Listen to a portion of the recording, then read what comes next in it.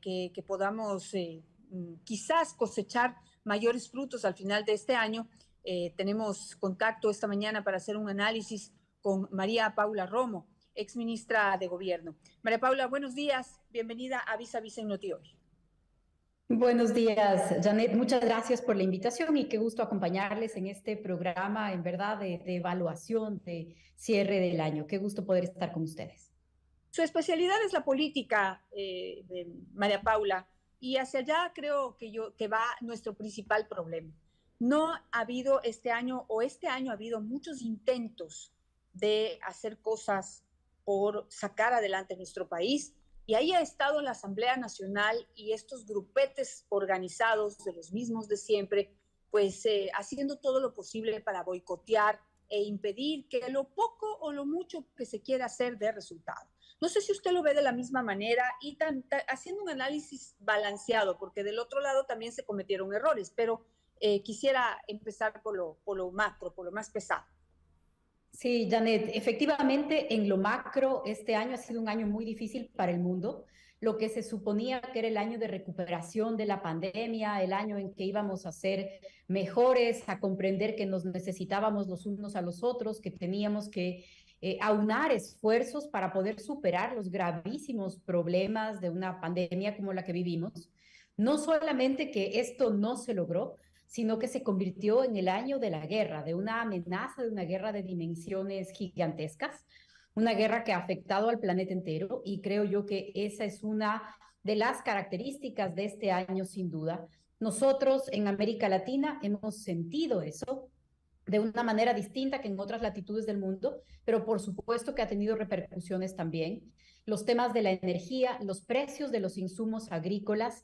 Ucrania es un granero para el mundo, el tema del girasol, tal vez lo que más nos afectó, pero sobre todo los insumos para el campo. Esa es la forma más dura en la que llegó la crisis de la guerra a América Latina y, por supuesto, lo que implica para la economía global. Entonces, si es que se puede definir en lo macro, pasaremos más adelante también a lo nacional, pero en lo macro, el año de la guerra y el año de las oportunidades perdidas, el año que debía ser para la recuperación y que terminó profundizando una crisis de dimensiones globales. María Paula, justamente con todos estos factores externos, pero enlacémoslo también con lo interno. Los efectos de una guerra fue de las causas que llevaron a indígenas y grupos sociales a un paro que nos tuvo paralizados 18 días y nos hizo perder más de $1.000 millones en una situación en que el país estaba ya recién repuntando, como queriendo abrir un poquito los ojos o salir de la crisis, y volvimos a hundirnos. Entonces, ¿cómo estos factores, yo digo, cómo hay esa inconsciencia, no sé cómo llamarla, cómo lo llamaría usted que es más experta en el tema político, cómo se califica estas relaciones que se hacen para llevarnos al hundimiento? Así es, Janet. En el Ecuador, lamentablemente, tenemos nuestras propias guerras y muchas veces que se justifican por la intransigencia, la irracionalidad de los actores o definitivamente porque ponen por delante sus propios intereses, sus agendas de visibilidad política, sus pequeñas agendas sectoriales, más allá de los temas nacionales. En el Ecuador también ha sido un año, para calificarlo de alguna manera, de oportunidades perdidas. ¿A qué me refiero? Hace un año antes, el Ecuador llegó a ser el país que más personas vacunaba por día en el mundo. Por un pequeño momento batimos un récord que era muy importante para la recuperación. Esa recuperación económica venía a buen ritmo, no hay que desconocer problemas estructurales, pero venía a buen ritmo hasta que llegamos efectivamente a mediados del año y en junio 18 días de una violencia irracional, ya no inédita, porque es la misma de octubre, con los mismos actores, con los mismos protagonistas, con los mismos métodos, pero, para usar un término ahora de moda también en la política nacional, pero envalentonados por las amnistías de la Asamblea Nacional y también, creo yo, por el tratamiento que algunos sectores políticos, incluido el gobierno, les ha dado. no sancionando, censurando, criticando, condenando la violencia y la extorsión, sino reconociendo eso como mecanismos legítimos de política. Creo que eso tuvo sus repercusiones directas en el país, las vivimos en junio, y por supuesto 18 días de bloqueo total, de paralización, de violencia irracional, son terribles, terribles para la cohesión social, terribles para lo que significa para la convivencia y también para la economía que apenas empezaba a recuperarse. Esa fue una oportunidad perdida para el país luego de un momento tan duro. María Yo Paula, añadiría, me permite sí, hacer una perdón. puntualización. Permítame que Claro, le claro, diga. qué gusto saludarle, qué gusto Hola, hola María saludarle, Paula. Luis. Mire, capaz que este gobierno le tocó pagar la factura de aquellos acuerdos que lograron en el gobierno al cual usted perteneció y que no se cumplieron, porque en octubre del 2019 se firma un acuerdo a los ojos del mundo, por exigencia de los propios o por presión de los propios actores levantados. Se transmitió casi que en vivo y en directo esa firma del acuerdo. Y se hablaba de la focalización de los subsidios. Terminó el gobierno con intenciones de focalizar y jamás se focalizó. Y luego quedó el problema como herencia para el próximo gobierno. Y en junio le tocó pagar la factura a este gobierno. ¿No cree usted que es una consecuencia y una acumulación de ese descontento y de esa falta de cumplimiento de los compromisos? Reformulo un poco porque no sé si nos estamos refiriendo a lo mismo. El Por compromiso que supuesto. nunca se cumplió después de octubre es de sentarse a la mesa para dialogar sobre la focalización. Ustedes recordarán que los protagonistas de octubre del 2019 nunca regresaron a las mesas para discutir la focalización. Eso era lo único que se acordó discutir porque era un problema muy grande, muy grave. Se acordó llevar adelante esa discusión para el país y nunca regresaron a las mesas. Efectivamente, esta falta de voluntad de atender un problema así de delicado no es solamente en este tema que se da en el país, es lo que vemos como un comportamiento general. Pero después de eso, el gobierno anterior, el gobierno del presidente Moreno, estableció un mecanismo de fijación de precios con bandas que nos permitía de una manera paulatina resolver un problema profundo de más de 40 años, que en parte pudimos atenderlo, porque también usted recordará que luego de decidir liberar el precio de la gasolina súper, la de alta gama, empezamos con esta banda y lamentablemente el gobierno dio marcha atrás de esa medida, una medida importante para la economía nacional. Así que sí, efectivamente, el hecho de que los protagonistas de octubre nunca hubieran querido discutir sobre el tema de la focalización, pues lo ha hecho mucho más difícil.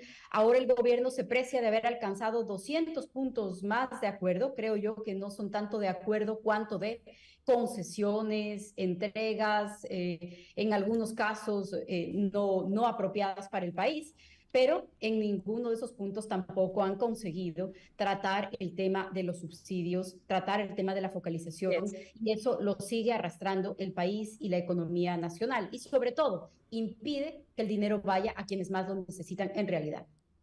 ¿Cómo califica usted el desempeño político del gobierno, que es un factor que hemos hablado en estos días? La política es un factor transversal. Si no se puede de alguna manera manejar la política, en este país nada funciona. Pero pues para unos el gobierno tiene esta gran debilidad, que no ha podido manejarse bien y de alguna manera tener un espacio importante de negociación o abrir un espacio importante de negociación en la Asamblea Nacional. ¿Coincide usted con este criterio? Y bueno, empezamos un nuevo año. ¿Qué hacer? ¿Qué hacer? ¿Qué ideas podemos dar para poder darle la vuelta a la tortilla?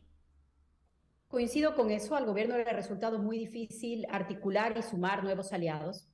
Lo que ha hecho es abrirse más y nuevos frentes. Esto no es solo responsabilidad del gobierno, por supuesto también la tiene, pero no es solo responsabilidad del gobierno. Tenemos en el Ecuador una política con un nivel de canibalismo que es increíble, y permítame regresar a mi argumento inicial. Yo digo que este año es un año de oportunidades perdidas, porque en medio de las dificultades, en medio de la guerra, teníamos un buen momento de recuperación post-pandémica, teníamos en pasado las proyecciones ya para este año y para el próximo no son las mejores. Teníamos un buen momento para acceder a financiamiento en mercados internacionales. Eso ya no es igual después de junio y profundizado por esta crisis política, ya no es igual. Teníamos un momento, tal vez este todavía lo tenemos, comparado con la región. América Latina vive una crisis de inflación solo que equivale a la de hace 1 o 2 décadas. Miren ustedes la inflación, ya de Venezuela ni hablar, pero miren ustedes la inflación que ha tenido Argentina, la inflación que ha tenido Colombia. Frente a eso, la dolarización en el Ecuador se ha convertido en una especie de blindaje que ha evitado que nosotros estemos en una crisis de inflación que en diferente magnitud, pero que también llegó a Europa, que durante los primeros meses del año estuvo en Estados Unidos. Deberíamos entonces pensar que hay condiciones para que el Ecuador saque provecho de una dificultad así, en donde no todos esos males nos han afectado de la misma manera. Sin embargo, no, nos hemos concentrado o el país se ha concentrado en esta lógica de canibalismo político.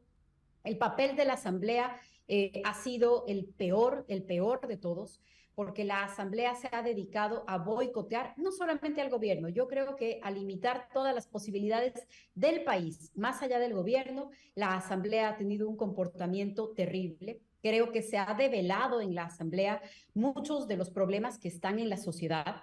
La foto de la piscina, la foto de Aliaga con Jordán y con otras personas procesadas por los crímenes más graves en el Ecuador, es la foto del año y es la señal de la descomposición política que vive lamentablemente el país. Creo yo que eso nos da un muy buen indicador y ahí mezclaría yo la crisis que vivimos de seguridad, de crimen organizado y sus vinculaciones con la política, sobre todo representada en la Asamblea Nacional y en el correísmo, y con el gravísimo problema del sistema judicial en el país. Creo que esa foto nos muestra de cuerpo entero la crisis del Ecuador, una crisis profunda, no solo la de este año, sino una crisis estructural que hoy se nos ha puesto de cuerpo entero, que con esas manifestaciones, que con los habeas corpus, los abogados que coinciden entre Norero, Choneros, Rasquiña, Glass, Aliaga, todas estas coincidencias, entre comillas, no lo son, son precisamente el cuadro completo, el panorama completo de cuál es el problema profundo del país. Lo decíamos ayer, doctora Romo, en un diálogo que mantuvimos aquí en este espacio, pero es que dejamos hacer y dejamos pasar. No sé si estamos a tiempo de frenar toda esta vorágine que nos viene, porque recuerdo que en el 2006, con videos de Jorge Briceño, alias Mono Jojoy, que decía que había colaborado en la campaña de Rafael Correa. Luego, posteriormente, con el ataque de Colombia a Angostura, donde muere Raúl Reyes, se descubrieron una cantidad de cartas, de documentos que evidenciaban una colaboración inusual a campañas políticas y a acciones gubernamentales. Y la autoridad no hizo nada, miró para otro lado. Y ahora estamos cosechando las consecuencias de aquella fotografía de la piscina. Yo creo que es un coletazo y una consecuencia de varios hechos que se han venido suscitando y que dejamos hacer y dejamos pasar, María Paula. Wilson, no creo que todos dejamos hacer y que todos dejamos pasar. Cada uno, en la medida de sus responsabilidades, tendrá que reconocer lo que hizo, lo que dejó de hacer y el papel que cada uno de nosotros hemos jugado. Pero más allá de eso, porque eso es mirar por el retrovisor, creo que lo importante es mirar adelante. ¿Qué vamos a hacer? Porque no es una opción no hacer nada. Simplemente bajar los brazos o pensar que las cosas están perdidas, eso nunca puede ser una opción. El problema de la violencia, del crimen organizado, de la cooptación criminal al Estado, es un problema que está presente, no es que solamente lo vive el Ecuador, no es un problema que se resuelve de un día para el otro, es un problema con el que hay que luchar y al que hay que combatir y al que hay que evidenciar todos los días.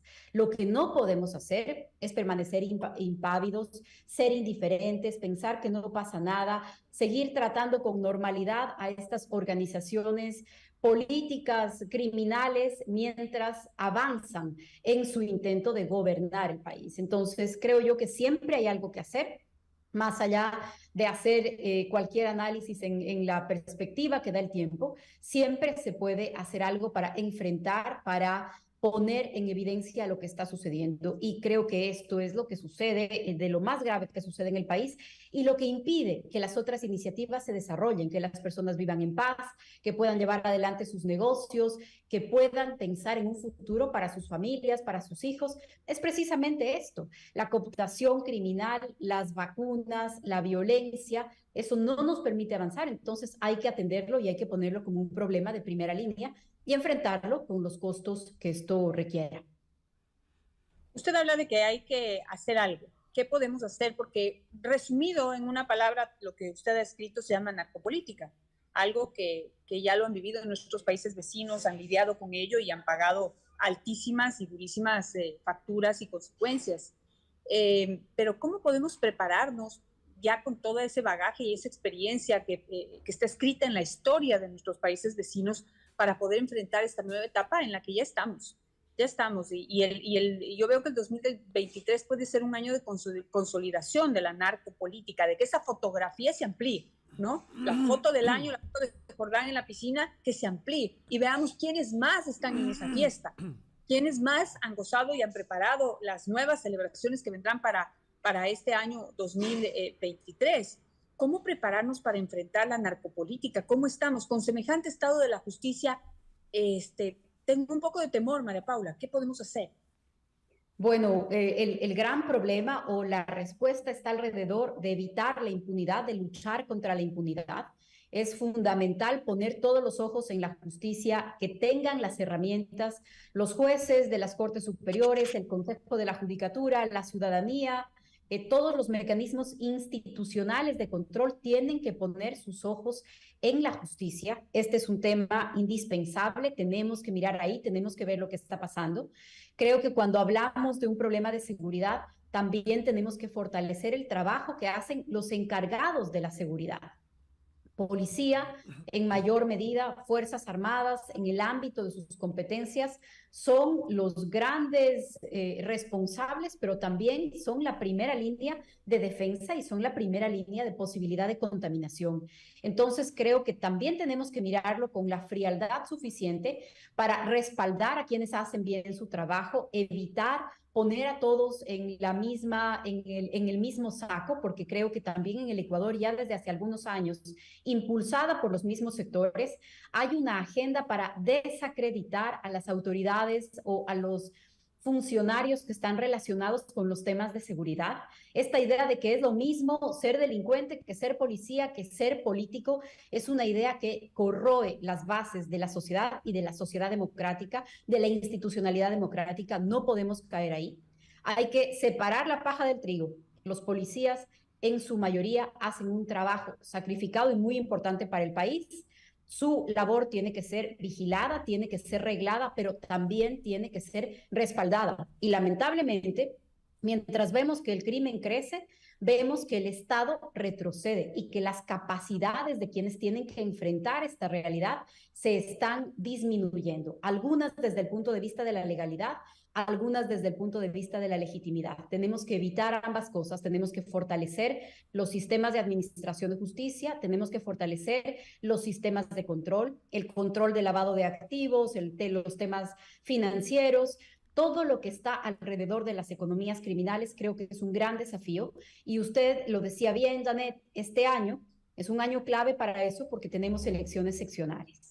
Y en las elecciones seccionales también hay que tener los ojos bien abiertos para saber si es que queremos elegir a los aliados, a los cómplices, a los partícipes de esta crisis o a quienes puedan enfrentarla desde una vereda distinta.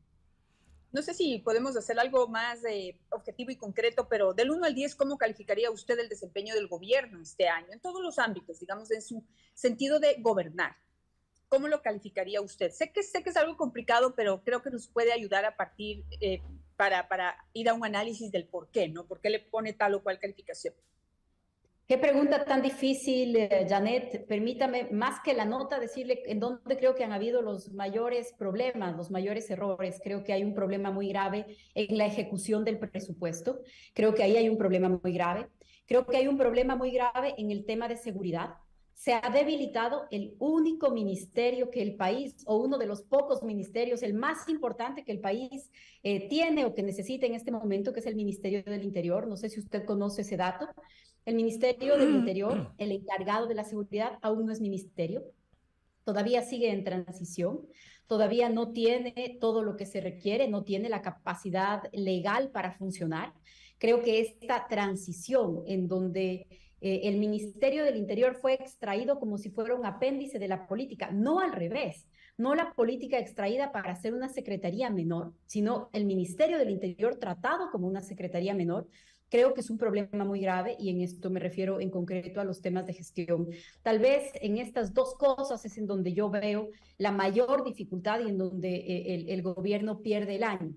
En otras cosas, me parece que los resultados todavía relacionados a la vacunación se siguen mirando, se han seguido haciendo las etapas sucesivas después de la primera parte del año pasado. Creo que eso ha sido importante.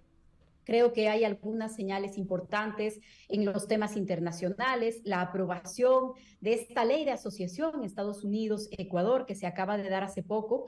Creo que también son señales importantes, pero frente a los grandes desafíos que hay en el país, todos nos quedamos cortos. Hay que mirarlo así y sin cerrar los ojos frente a las dificultades que vienen el próximo año. Le pregunto ahora si es que les resulta más fácil calificar a la estructura legislativa, a la Asamblea y a estos dimes y diretes que se han dado alrededor de la Administración de Justicia, con un Consejo de la Judicatura cuestionado, con una Corte Nacional de Justicia en los mismos términos. ¿Les resulta más difícil hacer una cuantificación o una valoración de estas dos instancias, de estos dos poderes del Estado? Se me ocurren muchos adjetivos, Wilson, más que números, se me ocurren adjetivos para ambos casos, pero siempre hay un problema en la generalización. La Asamblea le ha quedado debiendo al país en este año. Y ni siquiera me voy a referir tanto a las leyes que ha aprobado o las que no, porque mientras se golpea el pecho con los temas de seguridad, ya va a cumplir 5 años la ley de inteligencia en la Asamblea Nacional, lo que han aprobado en materia de seguridad, quitándole facultades a la policía es un desastre, en fin, pero ni siquiera me voy a referir a las leyes. El hecho de que la Asamblea sancione a sus legisladores por tweets y no por una foto con el señor Jordán en la piscina, es lo que nos muestra también a esa asamblea, lamentablemente de cuerpo entero. Le decía que quiero evitar las generalizaciones porque, aunque minoritarios, también hay legisladores, legisladoras que creo que han estado dando una pelea importante en ese lugar, en esa institución, y creo que hay que rescatar eso. Y lo mismo se podría decir con la justicia, porque hemos visto los casos más vergonzosos. Hemos visto lo de los 18 liberados en Manabí la semana pasada, hemos visto la tergiversación del habeas corpus, de las medidas cautelares, hemos visto cosas realmente vergonzosas en la administración de justicia, pero también cosas que no salen en la televisión, las que no vemos todos los días, que es el trabajo sacrificado y muy valiente, porque también hay mucho temor y porque también están bajo amenaza fiscales y jueces. Así que creo yo que es difícil generalizar porque podrían terminar ahí justos por pecadores. Pero la verdad es que como institución y en los casos más delicados, tanto la Asamblea como la Administración de Justicia le quedan debiendo al país este año. María Paula, no sé si las principales debilidades del gobierno porque no se puede decir que no han hecho nada, yo creo que sí hay que tener un balance equilibrado, pero lamentablemente lo poco mucho, no voy a cuantificarlo, pero lo poco mucho que se ha hecho se ha visto opacado por una falta de comunicación evidente y ya preocupante por parte del gobierno nacional. ¿Cómo ve usted esa parte? ¿Cómo podemos destacar los logros que a nivel internacional usted mismo ha mencionado? Tenemos algunos acuerdos que están a punto de concretarse, China, México, Costa Rica ya está, este acercamiento a los Estados Unidos. No pueden pasar desapercibidos. Lamentablemente el mismo gobierno los pasa como un poco más planos, ¿no?, de lo que debería ser. Yo tengo una impresión, una opinión sobre esto, Janet, y es que en el país, a nivel político y a nivel ciudadano, importa poco el tema internacional. Hay otros países en donde en la política doméstica se discute mucho la política internacional, las votaciones en las instancias internacionales, la relación con otros países. Creo yo que en el Ecuador este tema, el tema del manejo internacional, pocas veces tiene un relato o tiene un impacto en lo que le interesa al ciudadano. Por el contrario, los pequeños problemas cotidianos son aquellos para los que cualquier gobierno tiene que dar respuesta. ¿Cuáles creo yo que son esos pequeños problemas que pueden parecer pequeños comparados con las crisis globales de las que estamos hablando, pero son los que dificultan la vida del día a día del ecuatoriano? Yo creo que la extorsión es hoy el principal problema que sufre el ciudadano ecuatoriano. La extorsión del que le pide vacuna al carrito para vender naranjas, le están pidiendo vacuna. A la buseta que lleva a los niños a la escuela, le están pidiendo vacuna. A la panadería del barrio, le están pidiendo vacuna. A la pequeña hacienda de producción de leche, le están pidiendo vacuna. Esta extorsión que también se traslada a otros niveles de la política, porque nadie me va a quitar a mí de la cabeza la idea de que bloquear un país, cerrar una vía y decirle a alguien que para que una ambulancia pase o para que sus productos salgan o para que pueda ir a trabajar, tiene que doblegarse y tiene que entregar algo, eso también se llama extorsión. Así que creo yo que el tema de la extorsión es el mayor problema en lo doméstico, en lo nacional. Estas dificultades también trasladadas al tema de la economía. No terminamos de recuperarnos de la gravedad del impacto de la pandemia, de lo que esto ha significado para las familias, la cantidad de niños y adolescentes que perdieron a uno o dos de sus cuidadores, sus padres, sus madres durante la crisis. Eso no se resuelve en unos pocos meses. Eso cambia la vida de miles de personas. En el caso del Ecuador, de decenas de miles de personas. Hay estudios ya con estas cifras y es gravísimo y no se ha hecho todavía nada para atender esas cosas. Creo que para esas realidades, el relato de las conquistas o de los avances en lo internacional no va a ser suficiente. Creo que son esas realidades, esas familias, esas comunidades que exigen gestión y resultados. Estamos a punto de tomar decisiones importantes en el país, doctora Romo, en una consulta popular en donde se ventilan 8 preguntas y adicionalmente en el escogitamiento de las personas más adecuadas y más capacitadas para dirigir los destinos de nuestras jurisdicciones.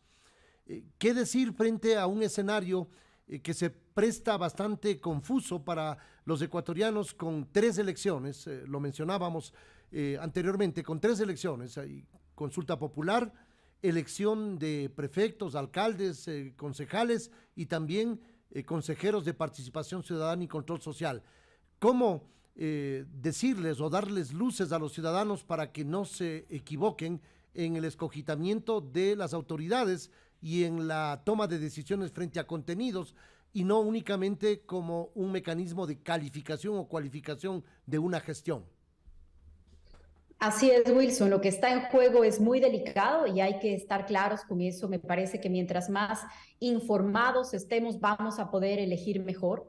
Creo yo que al Consejo de Participación Ciudadana hacer el mejor esfuerzo, aunque ojalá pronto se terminen esas facultades desorbitadas de un consejo que realmente ha sido un problema para la institucionalidad del país. Y esa pregunta está en la consulta popular, es una pregunta importante de la consulta. Pero ojalá escoger a los ciudadanos con la mayor independencia posible para ese lugar tan delicado, a los mejores representantes para cada una de las circunscripciones locales, para la provincia, para la ciudad. Nosotros discutíamos desde hace muchos años que hacemos política y nosotros siempre discutíamos que en una elección, en lugar de pensar en el más popular, en el más chistoso, el que me sale en los videos de TikTok, pensemos a quién le encargaríamos nuestra casa, nuestros hijos, nuestro negocio, porque ese es al final del día el terrible legado, esa es la responsabilidad de por quién votamos. Y en estas elecciones va a estar en juego también el tema de las vinculaciones con temas de economía criminal. Y en el caso de la consulta popular, hay preguntas más importantes que otras, creo que también eso hay que decirlo, hay preguntas más relevantes que otras. La más importante es la de la extradición. Es una señal, no va a resolver todos los temas de seguridad, pero es una señal muy importante y es una señal que va a significar también un parteaguas muy claro en el país de qué temas tenemos que poner más allá de simpatías políticas, más allá de afinidades políticas. Es imposible que alguien se niegue a un mensaje de mano dura, de firmeza y de imperio de la ley contra quienes cometen los peores crímenes.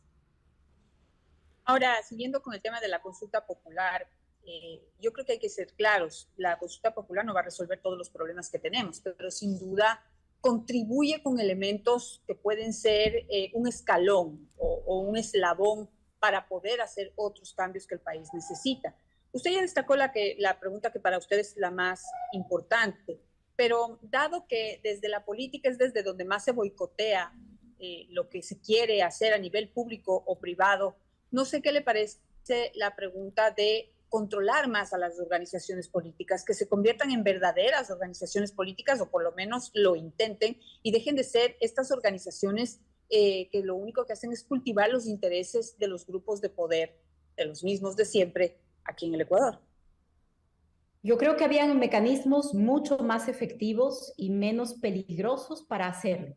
Le doy un ejemplo: incentivos para la fusión de organizaciones políticas o que organizaciones políticas locales tengan necesariamente o que convertirse o que aliarse con nacionales si buscan espacios de representación nacional como es la Asamblea Nacional, que si bien se elige en una circunscripción provincial, está obligada, así lo dice la Constitución, a tomar decisiones con sentido nacional. Y lo mismo podríamos decir sobre el caso de cientos de organizaciones parroquiales o cantonales.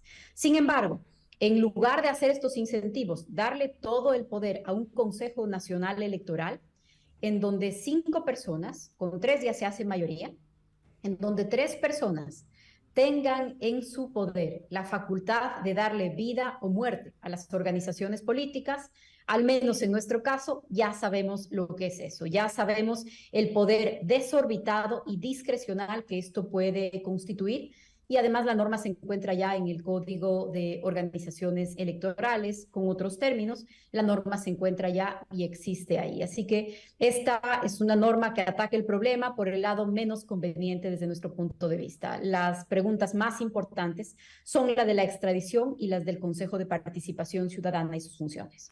La posibilidad de que se menore el número de asambleístas y el tema de quitarle las atribuciones al Consejo de Participación Ciudadana y Control Social, que son materia de 2 preguntas, no son menos importantes. El tema de la desaparición del Consejo de Participación fue un ofrecimiento de campaña.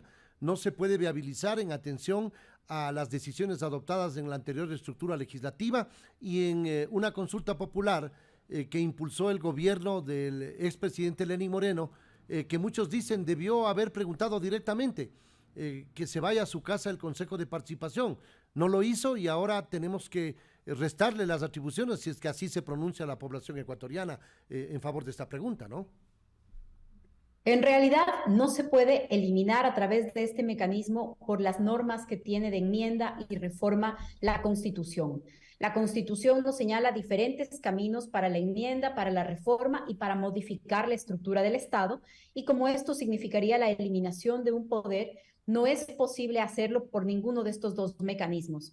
Así también se lo dijo la Corte Constitucional al anterior gobierno, al gobierno del presidente Moreno, cuando puso este tema en debate, en una consulta en la que se consiguió eliminar la reelección indefinida y también atender varios otros problemas graves que tenía el país. Pero en efecto, ni ese gobierno, ni este gobierno, ni ningún otro podrán a través de estos mecanismos eliminar el Consejo, porque hay unos candados que están en los protocolos, en los mecanismos de enmienda y de reforma de la Constitución. Así que lo que está hoy al alcance de la mano, lo que está hoy en medio de las preguntas propuestas, tiene que ver con las atribuciones y creo que sería un paso importante. Ojalá esa modificación pase el examen de la consulta popular y llegue a aprobarse. Insisto, esas preguntas, 2 del Consejo de Participación Ciudadana y la pregunta de la extradición, esos son los grandes temas de la consulta popular.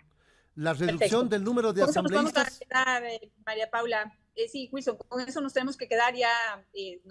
Nos hemos pasado de tiempo, pero ha sido muy interesante esta conversación con María Paula Romo.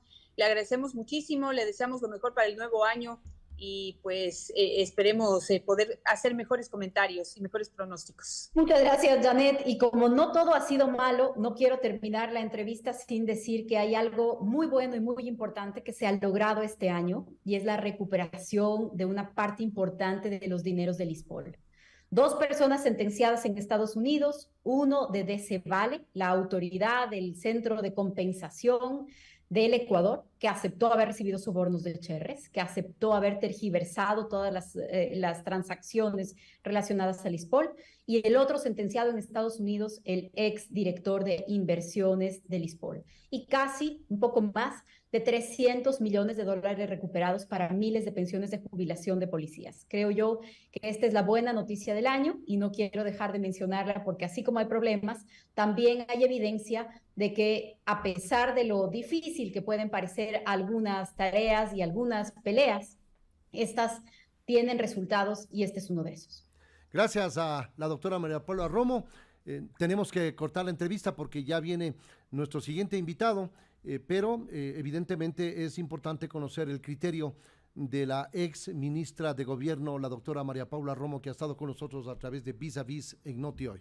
Vamos a una breve pausa y retornamos con más información, más novedades y más entrevistas. No se vayan.